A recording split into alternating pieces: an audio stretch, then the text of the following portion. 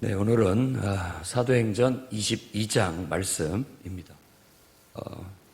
앞에서 우리가 읽었듯이 바울이 이제 유대인들의 미움을 굉장히 사게 됐다라는 것, 그리고 그들의 일부는 바울을 죽이려고 하는 그런 아주 분노를 가지고 있다는 것을 알았고, 아시아에서 온 그 유대인들을 선동해서 바울을 잡아 폭행하고 죽이려고 하자 천부장이 개입해서 그를 영내로, 그러니까 군대 진영 안으로 데리고 들어가는 와중에 바울이 내가 좀 말 좀 할 수 있게 허락해달라, 천부장에게 허락을 맡아서 지금 하는 그 변명의 말입니다.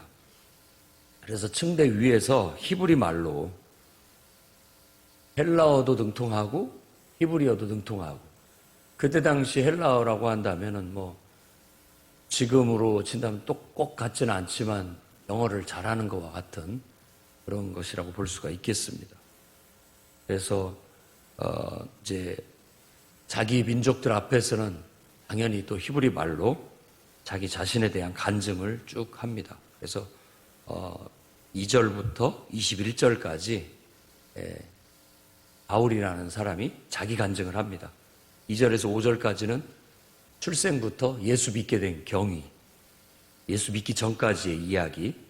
자기는 길리기아 다소 소생이고 속한 사람이고 가말리엘 문화에서 공부했고 율법의 엄한 교훈을 받고 자랐고, 또 하나님께 대한 열심, 신앙으로 하자면 여러분 못지않다라고 그렇게 자부하고 있습니다.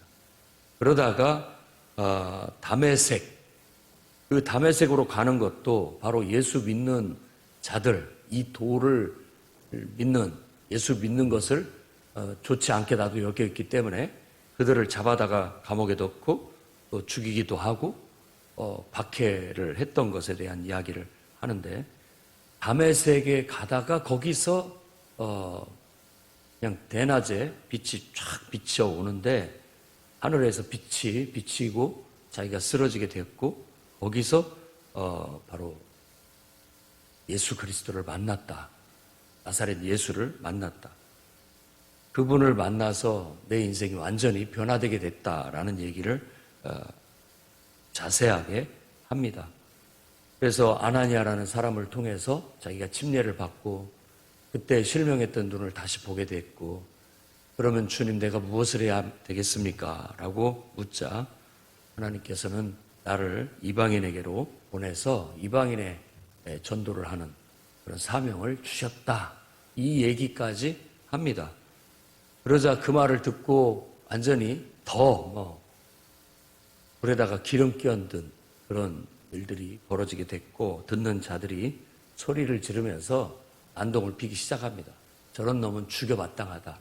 이런 식의 반응이 일어나자 저렇게 내버려 뒀다가는 바울한테 신변에 큰 문제가 생길 것 같아서 다시 그를 안으로 들이고, 도대체 왜 사람들이 너한테 그러는지에 대해서 그를 신문하려고 손에 가죽으로 결박을 하는데, 그때 바울이 자기가 아껴놨던 카드, 그걸 씁니다. 나는 로마 시민권자다. 이 카드를 딱 내밀자마자 즉시 대우가 틀려집니다. 지금도 꼭 그런 건 아니지만 미국 시민권이라든지 이런 것들이 아무튼 강대국이고 그러다 보니까 그런 효력을 나타내기도 합니다.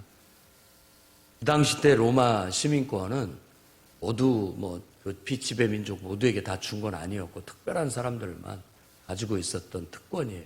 로마 시민권자는 죄를 정하지 않고 채찍질할 수도 없고 함부로 대할 수가 없습니다. 그 죄가 판결 날 때까지는 최대한 존중을 받도록 그렇게 되어져 있던 권리였죠.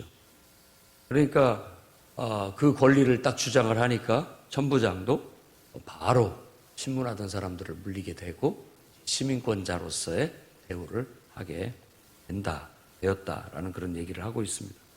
오늘 말씀에서 우리가 얻을 수 있는 교훈은, 먼저 우리도 개인 구원 간증을 잘 정리하고 가지고 있어야 된다라는 겁니다. 원래 새가족 모임에서도 개인 간증을 요구하게 되고, 누구에게든지 자기의 구원 간증이 있어야 됩니다. 그리고 그것이 명료해야 돼요.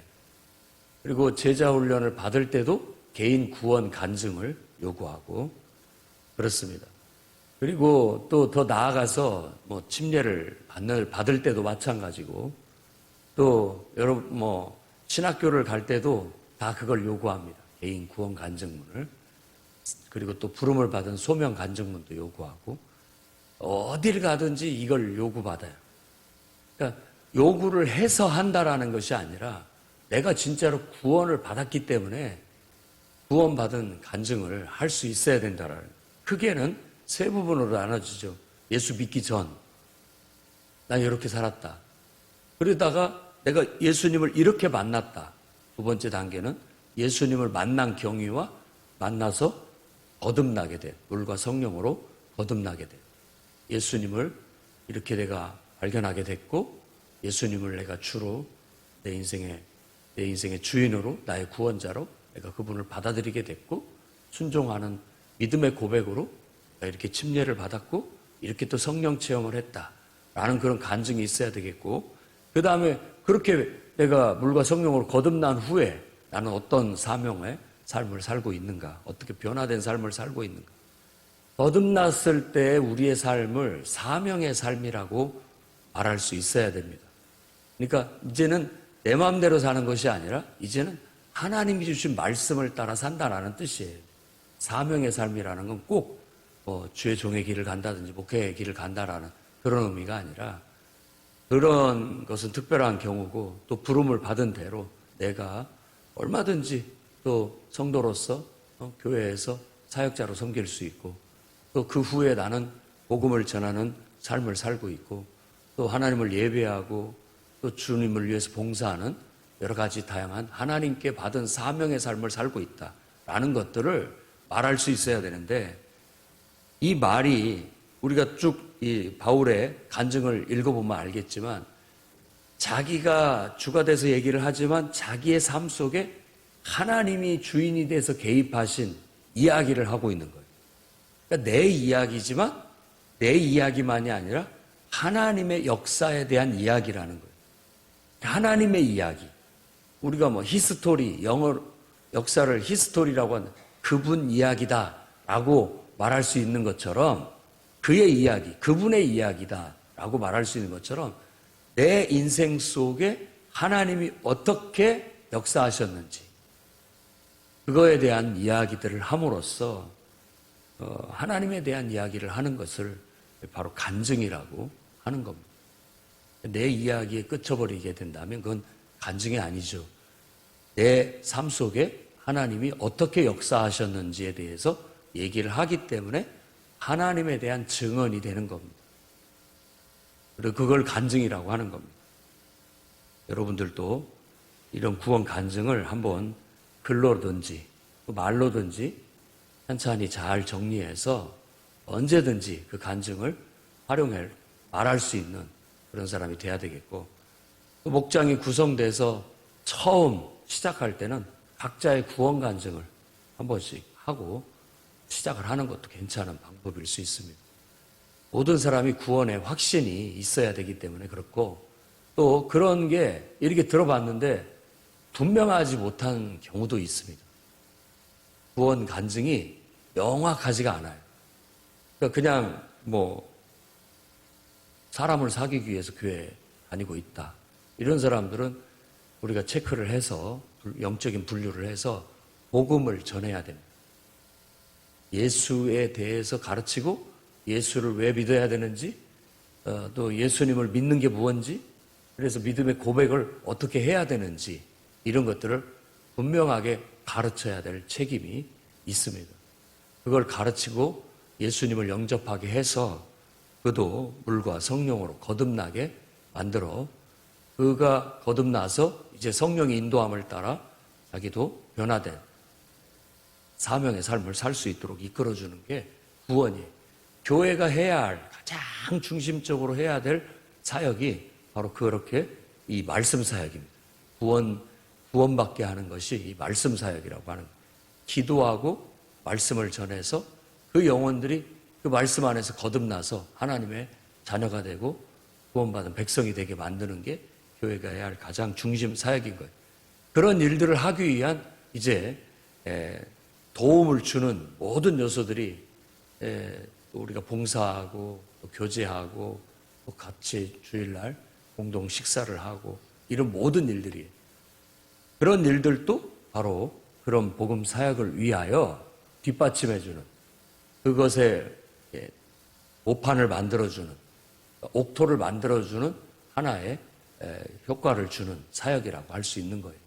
여러분 모두가 다 지금 그러한 일들에 함께 협조하고 있는 것은 그냥 귀찮은 일을 하는 것이 아니라 주의 일을 하고 있는 겁니다. 주의 일. 주님을 위해서 또 복음을 전하기 위해서 한 영혼의 구원을 위하여 이 모든 일들이 다 기능하고 있고 작동하고 있음을 알고 우리가 그 일들에 항상 주님의 일이다라고 마음을 먹고 최선을 다할 수 있어야 되겠습니다. 그 다음에 바울의 간증을 이렇게 살펴보면 그가 주님을 만나서 다메섹 도상에서 주님을 만난 대목인데 그때 6절 말씀 보면 오정쯤에 호련히 하늘로부터 큰 빛이 나를 둘러 비치매 내가 땅에 엎드러져 들으니 소리가 있어 사울아 사울아 네가 왜 나를 박해하느냐 대답하되 주님 누구십니까? 나는 네가 박해하는 나사렛 예수다. 아마 이 대목에서 가장 큰 사도 바울은 그 깨달음, 충격, 그 음성을 평생 잊지 못하고 살았던 것으로 볼 수 있습니다. 예수님을 만난 그 순간의 경험이라고 할 수 있죠. 대부분 간증을 들어보면 이런 극적인 주님에 대한 만남 이런 것은 그렇게 흔치 않아 보입니다. 꼭 이렇게 주님을 만나야 된다는 것은 아닙니다. 그저 내가 정말 마음으로 예수 그리스도에 대해서 듣고 들음에서 믿음이 생기고 그 믿음의 고백으로 예수님을 내가 주라고 고백하고 받아들이고 영접하고 그 믿음의 고백으로 침례를 받고 세례를 받고 그리고 내가 주일을 예배를 드리고 기도를 하고 이와 같은 변화, 주 예수님을 만난 변화의 부분을 잘 체크를 하셔야 됩니다. 여러분들도 분명한 가장 중요한 것이 그렇게 만나서 어떻게 됐냐. 이제는 예수님을 내 주님으로 확실히 인정하고 고백하고 그분께 내 삶을 맡겼다. 복음의 핵심은 거기에 있습니다.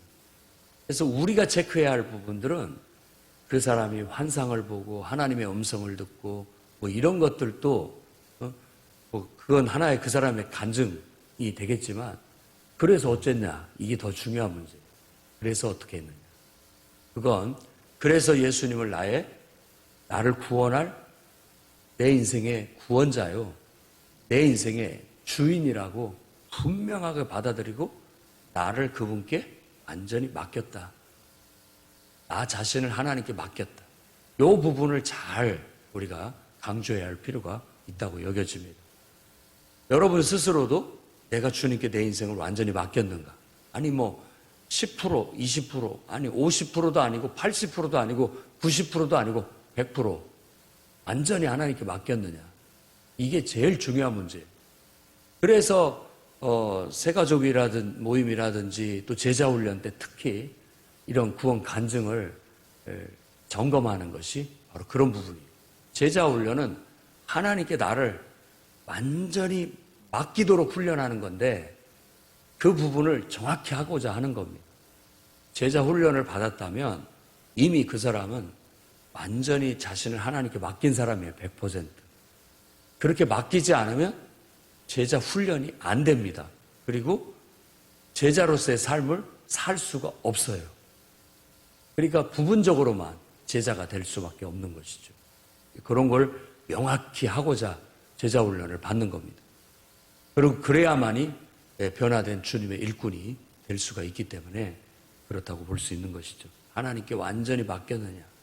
그리고 완전히 맡기고 그렇게 살아가고 있는가, 이런 점들이 항상 우리가 목장 모임이라든지 소그룹 모임이라든지 그리스도인의 친교 대화 속에서 항상 점검되어져야 되고, 그런 부분들을 더 명확히 발전시켜 나가야 할 부분이라고 말씀드릴 수 있겠습니다.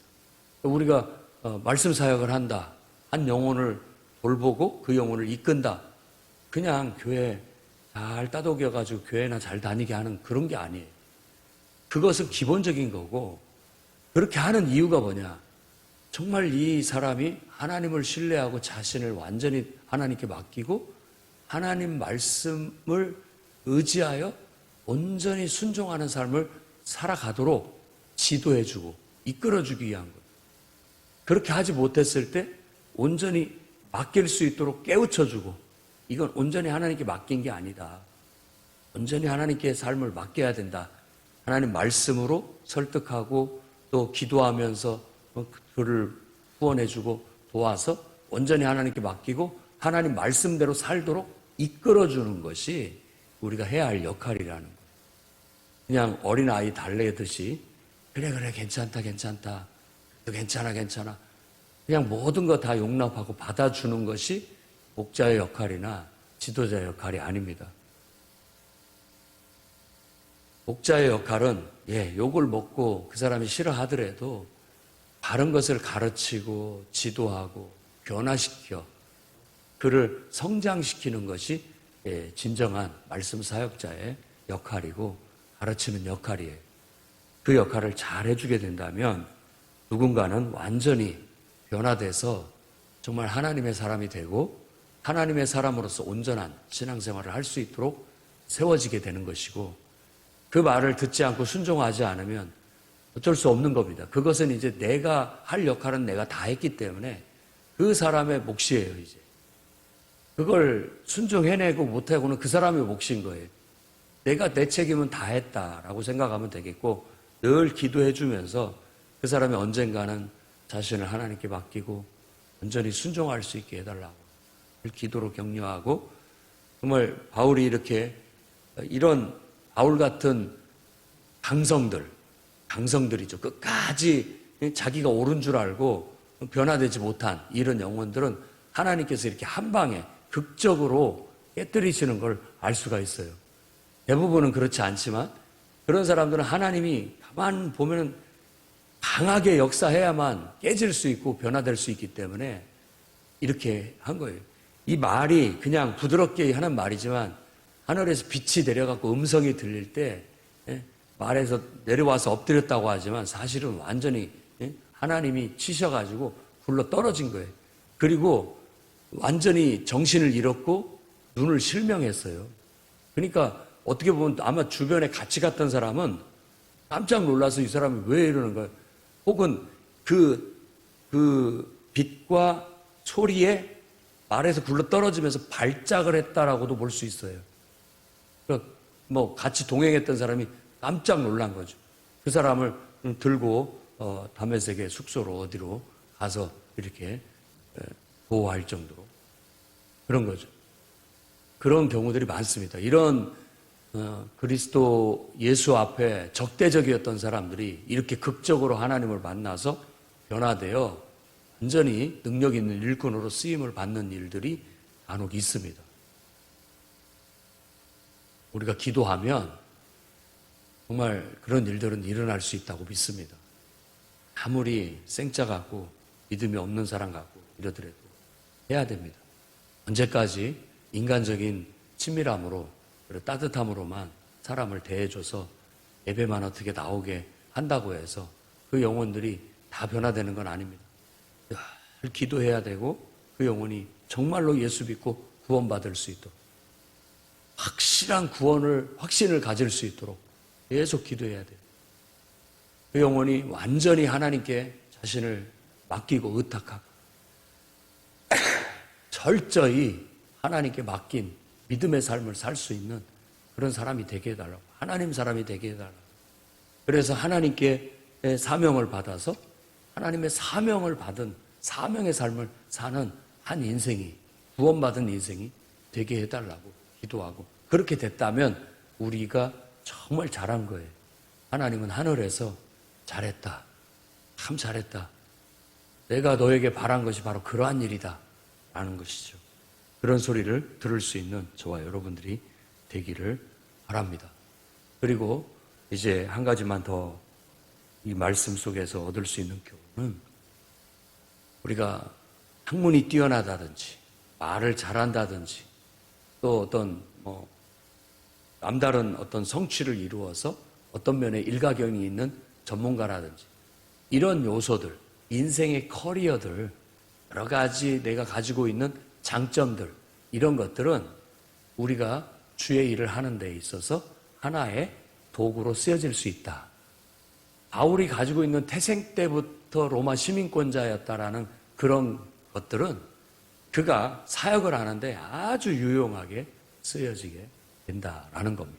여러분들이 가지고 있는 부나 또 어떤 권한이나 권세라든지 나름대로 가지고 있는 좋은 것들이 있잖아요. 남들이 봤을 때 전문적이고 남들이 봤을 때 훌륭해 보이고 남들이 봤을 때 존경할 만한 어떤 것들은 다 그것이 그냥 자기 자랑하고 의시되는 것으로 그치지 않고 겸손하게 우리가 나아가더라도 그런 것들이 알게 모르게 다른 사람에게도 주의 일을 할 때 좋은 영향력으로 하나님께서 사용하실 땐 사용하신다라는 거예요.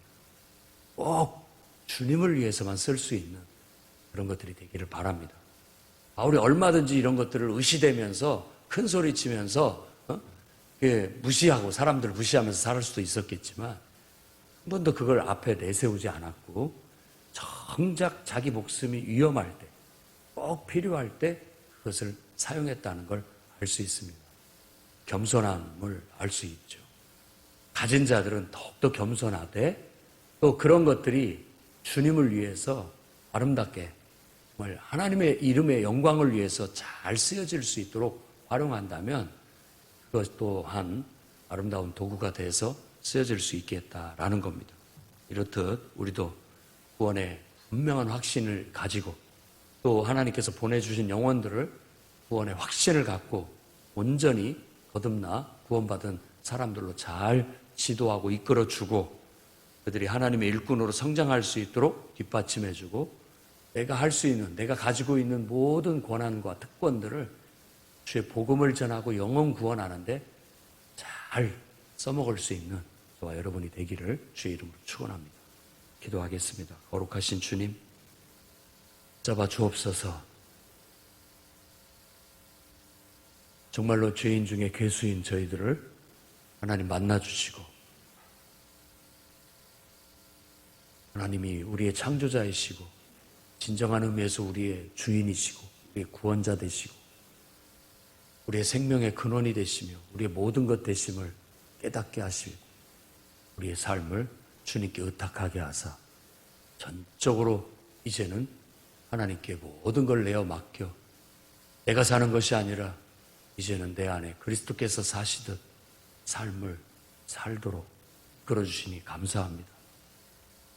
불과 성령으로 거듭나게 하사 하나님의 자녀 되게 하시고 영생을 우리에게 선물로 허락받게 하셨으니 이보다 더 큰 은혜가 어디 있겠습니까?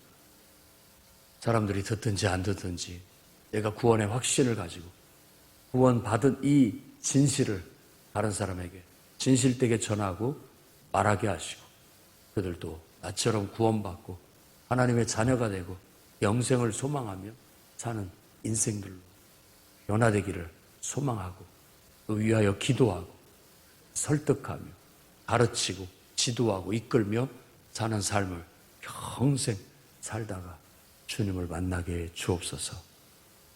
하나님께서 그들의 각각의 장점들을 사용해 주시고 활용해 주셔서 정말 주님의 일꾼으로서 지도자로서 영혼을 돌보는 자들로서 훌륭하게 쓰임받는 인생들이 다 되도록 사용하여 주옵소서. 예수님 이름으로 기도드립니다.